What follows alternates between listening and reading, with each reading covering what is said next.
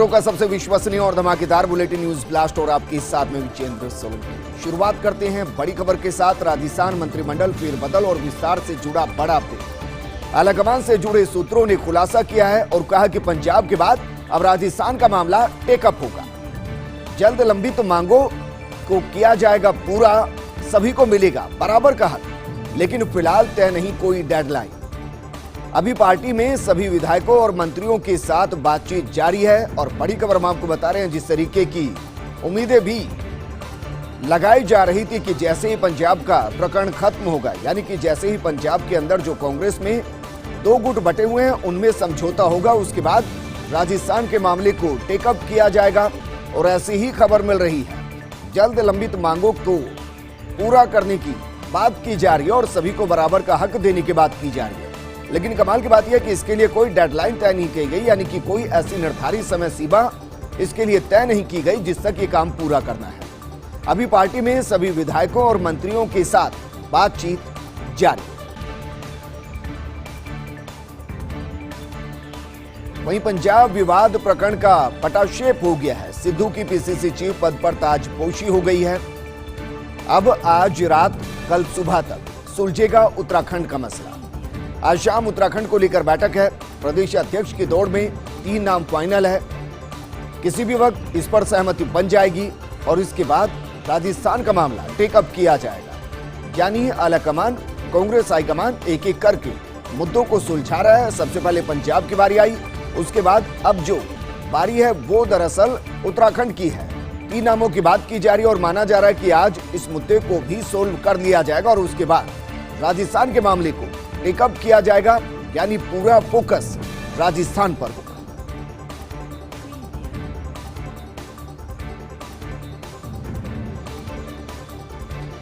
और अब बात करते हैं अजय माकन का साहसिक एवं आश्चर्यजनक रीट्वीट। वरिष्ठ पत्रकार शकील अख्तर ने ट्वीट किया था। ट्वीट में कांग्रेस के क्षेत्रीय क्षत्रपों को घेरा गया था। इस दौरान कहा गया था कि किसी भी राज्य में कोई क्षत्रप अपने दम पर नहीं जीतता है। गांधी नेहरू परिवार के नाम पर ही गरीब, कमजोर वर्ग, आम आदमी का वोट मिलता है, चाहे वो कैप्टन अमरिंदर हो या फिर अशोक गहलोत हो या इससे पहले शीला दीक्षित या कोई और रहा हो। मुख्यमंत्री बनते ही सभी समझ लेते हैं उन्हीं की वजह से पार्टी चल रही है। लेकिन शकील अख्तर के इस ट्वीट को रीट्वीट किया अजय माकन ने, जो कि राजस्थान के प्रदेश प्रभारी। कांग्रेस प्रभारी के नाते माकन इस वक्त निभा रहे राजस्थान में अहम भूमिका।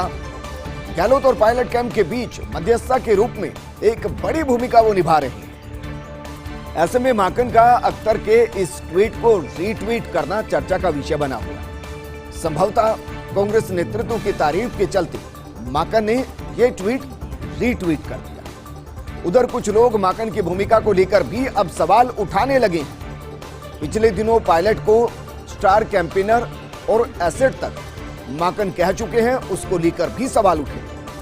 कुछ लोग दबी जुबान में राजस्थान में नया प्रभारी लाने की भी कोशिशें कर रहे हैं। यानी अजय माकन के इस ट्वीट को रीट्वीट करने के बाद राजस्थान की सियासत गरमाने लगी है और विश्लेषक इसके अलग अलग मायने निकालने लगे हैं। हालांकि ये सच है कि अजय माकन ने जो ट्वीट को रीट्वीट किया उसके जरिए वो शायद ये बताना चाह रहे थे कि कांग्रेस में गांधी परिवार के नाम पर वोट पड़ते हैं।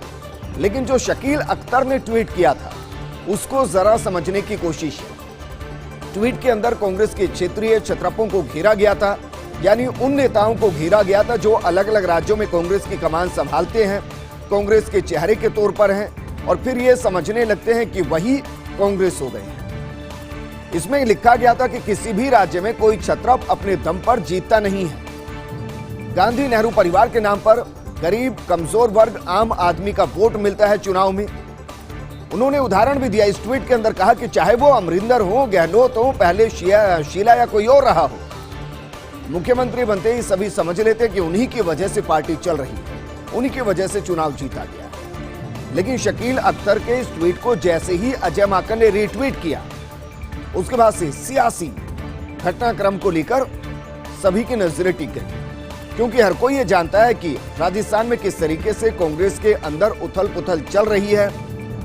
जबकि अजय माकन खुद कांग्रेस प्रभारी हैं, राजस्थान की जिम्मेदारी संभाल रही हैं। गहलोत और पायलट दोनों कैंप के बीच में मध्यस्थता की महत्वपूर्ण भूमिका के अंदर नजर आते हैं। ऐसे में माकन का अख्तर के इस ट्वीट को रीट्वीट करना चर्चा का विषय बनना था और वो बन भी रहा है। संभवतः कांग्रेस नेतृत्व की तारीफ के चलते माकन ने रीट्वीट किया होगा। उधर कुछ लोग अब माकन की भूमिका को लेकर सवाल उठा रहे हैं। आपको याद होगा कुछ दिन पहले अजय माकन ने मीडिया से बात करते हुए कहा था कि सचिन पायलट स्टार कैंपेनर हैं, वो कांग्रेस के एसेट हैं। कहने पर भी ये सवाल अब उठ रहे हैं। जो बयान उन्होंने दिया था उस पर भी सवाल उठे। कुछ लोग दबी जुबान में अब राजस्थान में नया प्रभारी लाने की कोशिश कर रहे हैं। क्रेडिट व मल्टी स्टेट कोऑपरेटिव सोसाइटी का अब नहीं होगा पंजीयन। अब प्रदेश में नहीं होगा इन सोसाइटियों का नया पंजीयन। पूर्व की सभी सोसाइटी की भी गहनता से जांच हो रही है। अनियमितता बरतने वाली सोसाइटियों पर कानूनी कार्रवाई की जाएगी। एफआईआर दर्ज कर संपत्ति को विभाग अटैच कर देगा। सीएमओ के आदेश के बाद सहकारिता विभाग सख्त नजर आया। केंद्रीय रजिस्ट्रार के साथ भी लगातार समन्वय के प्रयास किए जा रहे हैं, क्योंकि बीते कुछ सालों में कुछ ऐसी कोऑपरेटिव सोसाइटीज रही जो गरीबों के पैसे को हड़प गई। कईयों पर इस तरीके के आरोप लगे और इसको देखते हुए मुख्यमंत्री अशोक गहलोत ने बड़ा फैसला लिया, या कहें कि यह फैसला पहले हो चुका है, अब एग्जीक्यूशन हो रहा है। क्रेडिट और मल्टी स्टेट कोऑपरेटिव सोसाइटी का अब राजस्थान में कोई पंजीयन नहीं होगा। यानी अगर कोई ये सोचता है कि वो क्रेडिट कोऑपरेटिव सोसाइटी बना लेगा, सरकार से पंजीकरण करा लेगा, अब ये मुमकिन नहीं है। किसी नए पंजीयन की कोई संभावना अब राजस्थान में नहीं। यहां तक है कि जो पहले की सोसाइटी है उनकी भी जांच की जा रही है, गहनता से जांच की जा रही है। और अगर किसी ने गड़बड़ी की है, किसी ने आम जनता के पैसे को गलत तरीके से इस्तेमाल करने की कोशिश की है, अनियमितताएं की है, तो उन पर कानूनी कार्रवाई की जाएगी। एफआईआर दर्ज की जाएगी और उस कोऑपरेटिव सोसाइटी की जितनी भी संपत्ति होगी उसको अटैच किया जाएगा और ये कार्रवाई विभाग करेगा। सीएमओ के आदेश के बाद सहकारिता विभाग सख्त नजर आया और केंद्रीय रजिस्ट्रार के साथ भी लगातार समन्वय के प्रयास किए जा रहे हैं। संस्कृत विश्वविद्यालय की मनमानी करीब 10,000 छात्रों पर भारी पड़ी है। बीते 4 दिनों से परीक्षा आवेदन फॉर्म भरने के लिए छात्र परेशान हो रहे हैं। यूनिवर्सिटी में जल्दबाजी करते हुए 15 जुलाई से आवेदन शुरू किए। वहीं 20 सत्र में सेमेस्टर लागू करने से भी विद्यार्थी असमंजस की स्थिति में। सत्र शुरू होने पर वार्षिक कक्षाओं में विद्यार्थियों को प्रवेश दिया गया था, लेकिन यूनिवर्सिटी की तरफ से दिसंबर में सेमेस्टर प्रणाली को लागू कर दिया गया। ऐसे में परीक्षा आवेदन के लिए यूनिवर्सिटी के चक्कर काट रहे हैं विद्यार्थी, लेकिन यूनिवर्सिटी के पास कोई भी संतोषपूर्वक जवाब नहीं। अधिकारी एक दूसरे पर जिम्मेदारी को डाल रहे हैं, या कहें कि अपने कंधों से पल्लों को झाड़ रहे हैं। यूनिवर्सिटी का हेल्पलाइन नंबर पिछले 4 दिनों से नॉट रीचेबल है, यानी कि अगर कोई छात्र अपनी समस्या के समाधान के लिए फोन करता है तो फिर नॉट रीचेबल है, यानी उपलब्ध नहीं। प्रदेश के संस्कृत कॉलेजों के करीब 10,000 से ज्यादा परीक्षार्थी हैं, छात्र हैं जो लगातार परेशान हो रहे हैं।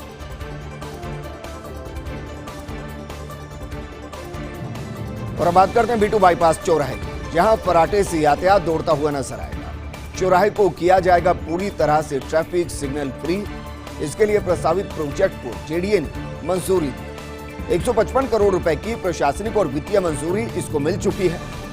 जेडीए की परियोजना कार्य समिति की बैठक में जवाहर सर्किल से मानसरोवर की तरफ अंडरपास, 2 एलिवेटेड लूप बनाए जाएंगे। एक एलिवेटेड लूप से सांगानेर से आने वाले वाहन जवाहर सर्किल की तरफ जा सके। दूसरे एलिवेटेड लूप की बात की जाए तो अजमेरी गेट से मानसरोवर की तरफ वाहन आराम से जा सके। यहां पर अद्भुत मॉन्यूमेंट भी बनाया जाएगा, जिससे जयपुर शहर की सुंदरता में निखार आए। यानी कि एक तरफ सिग्नल फ्री करके यातायात को सुदृढ़ किया जाएगा, दूसरी तरफ एक जगह से दूसरी जगह जाने में समस्या ना हो, इसकी व्यवस्था की जाएगी। और जयपुर की खूबसूरती यूं ही बनी रहे, उसमें 4 चांद लगे, इसको भी ध्यान में रखा जाए। ग्रेटर निगम आयुक्त के साथ दुर्व्यवहार से जुड़ा प्रकरण। दरअसल आरोपित तत्कालीन पार्षद पारस जैन, अजय सिंह और राम किशोर की जमानत खारिज कर दी गई। एसीएमएम अमित शर्मा ने गंभीर अपराध बताते हुए खारिज कर दिया। निलंबित तीनों पार्षदों ने आज कोर्ट में सरेंडर किया था। कोर्ट ने प्रसंज्ञान लेकर 1 जुलाई को जारी किए थे गिरफ्तारी के वारंट। निगम के ऑफिस में पूर्व मेयर सौम्या गुर्जर की मौजूदगी में 4 जून को यह घटना हुई थी और परिवादी यज्ञमित्र सिंह देव की तरफ से एडवोकेट A.K. जैन एसोसिएट ने विरोध इसका किया है। और इस विरोध के बाद अब असर ये हुआ कि जिनकी बात हम कर रहे हैं, तत्कालीन पार्षद पारस जैन, अजय सिंह और राम किशोर, इन तीनों की ही जमानत को आज खारिज कर दिया गया। ACMM अमित शर्मा ने गंभीर अपराध बताते हुए याचिका को खारिज कर दिया है। निलंबित तीनों पार्षदों ने आज कोर्ट के अंदर सरेंडर किया। आपको बता दें कि कोर्ट ने प्रसंज्ञान लेकर 1 जुलाई को इन तीनों के खिलाफ गिरफ्तारी वारंट जारी किया था। आपको घटनाक्रम भी याद होगा, 4 जून का घटनाक्रम है। निगम के ऑफिस में पूर्व मेयर सौम्या गुर्जर के मौजूदगी में हाथापाई की गई, ऐसे आरोप लगे। परिवादी यज्ञमित्र सिंह देव की तरफ से एडवोकेट A.K. जैन एसोसिएट ने विरोध किया।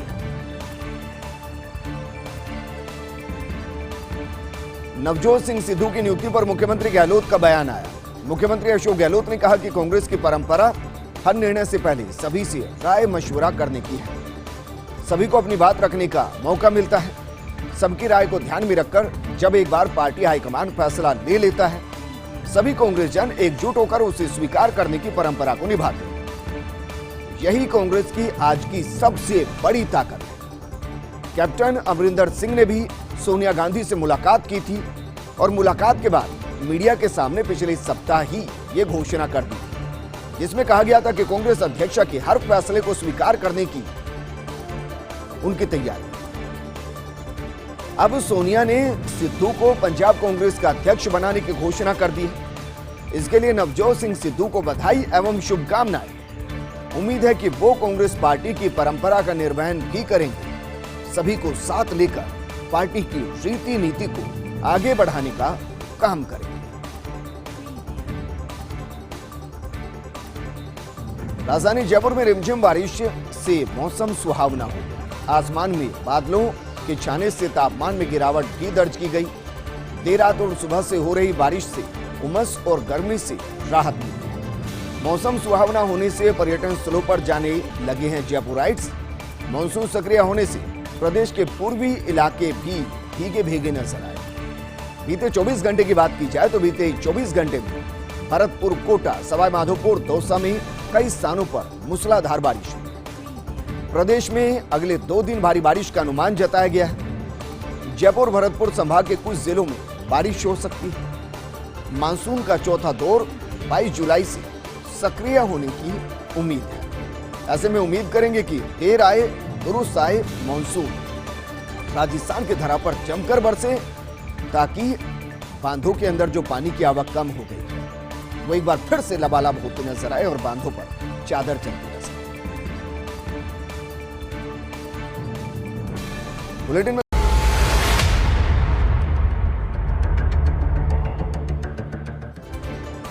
के बाद आपका स्वागत है और अब बात करते हैं विधायक भरत सिंह ने उप नारकोटिक्स आयुक्त को पत्र लिखा है। नारकोटिक्स विभाग की बैठक बुलाने को लेकर यह पत्र लिखा गया है।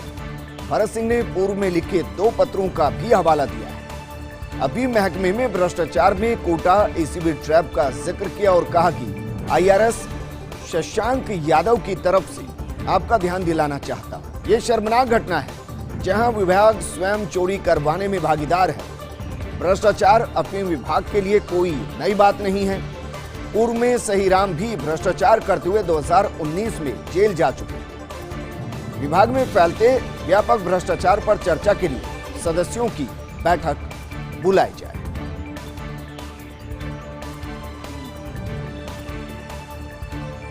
कोटा से खबर का रुख करते हैं। क्या कोटा मेडिकल कॉलेज में हो रही रैगिंग? ये अपने आप में एक बड़ा सवाल है। सीनियर ने जूनियर को बनाया मुर्गा, कतारबद्ध खड़े करके रैगिंग की गई।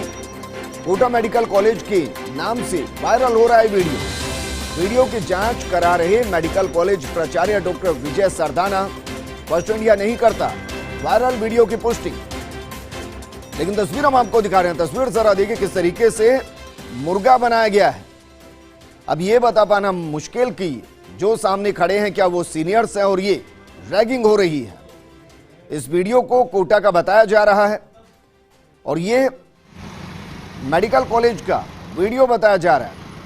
हालांकि इस वीडियो के सामने आने के बाद मेडिकल कॉलेज के प्राचार्य डॉक्टर विजय सरदाना वीडियो की जांच करा रहे हैं।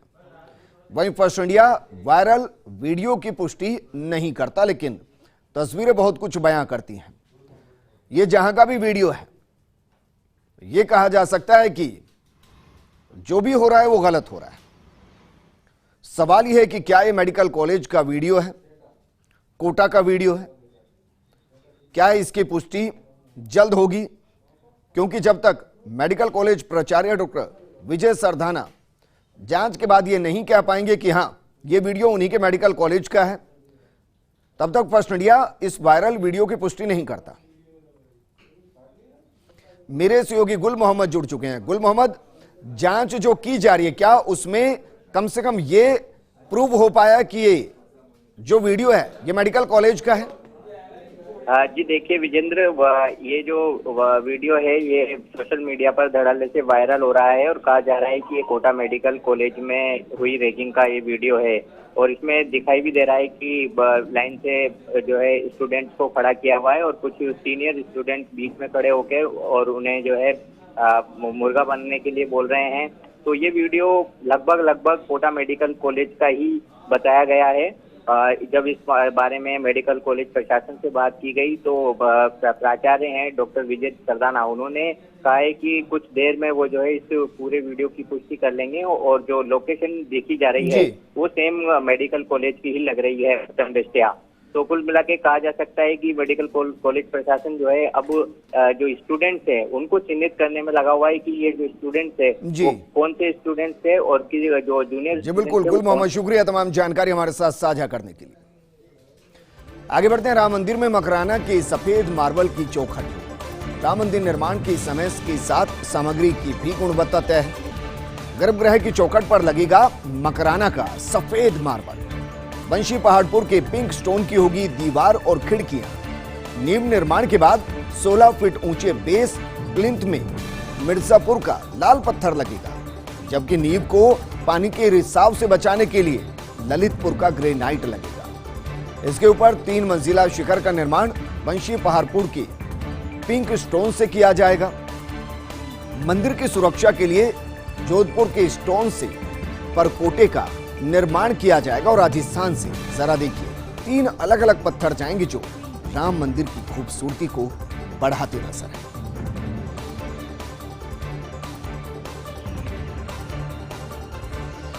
अवैध और अवैध इमारतों की पहचान कर सकेंगे ग्राहक। निर्माणकर्ताओं को बताना होगा कि इस इमारत को मिली जेडीए की अनुमति या नहीं। बोर्ड लगाकर लिखना होगा कि इस इमारत को मिली है जेडीए की अनुमति। 5 निर्माणकर्ताओं ने अवैध इमारत को अनुमोदित कराने के लिए आवेदन किया। पिछले 6 महीनों में जेडीए ने 2253 अवैध निर्माण हटाए। 62 इमारतों के अवैध हिस्से को अब तक ढहाया जा चुका है। 63 बड़ी इमारतों पर अवैध निर्माण की वजह से सील की कार्रवाई की गई और इससे यकीनन जो अपने घर का सपना देख रहे हैं उनको थोड़ी राहत मिलेगी, क्योंकि वो बुक तो कर लेते हैं लेकिन बाद में जब वो अवैध निकलती है तो सारे सपने टूटते नजर आते।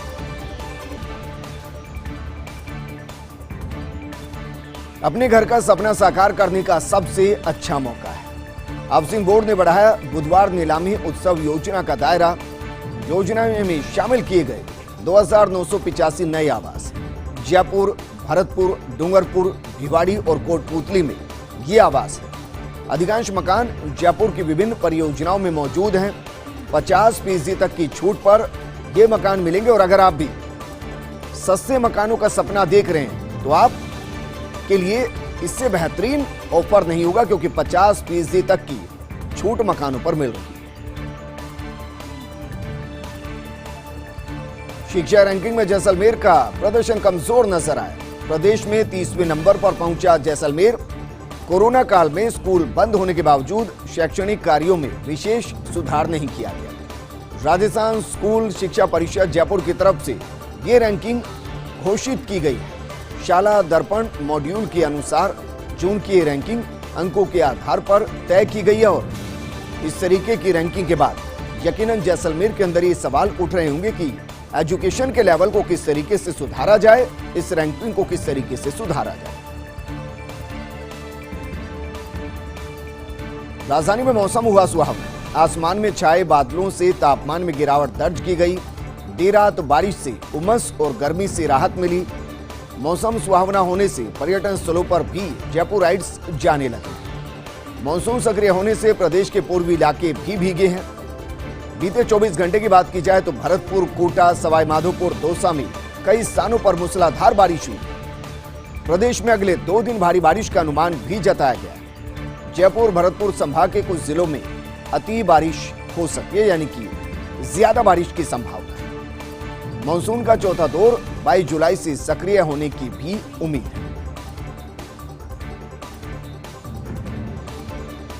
इस बुलेटिन में फिलहाल इतना ही, लेकिन आप बने रहिए फर्स्ट इंडिया न्यूज के साथ, क्योंकि खबरों का सिलसिला लगातार जारी है। नमस्कार।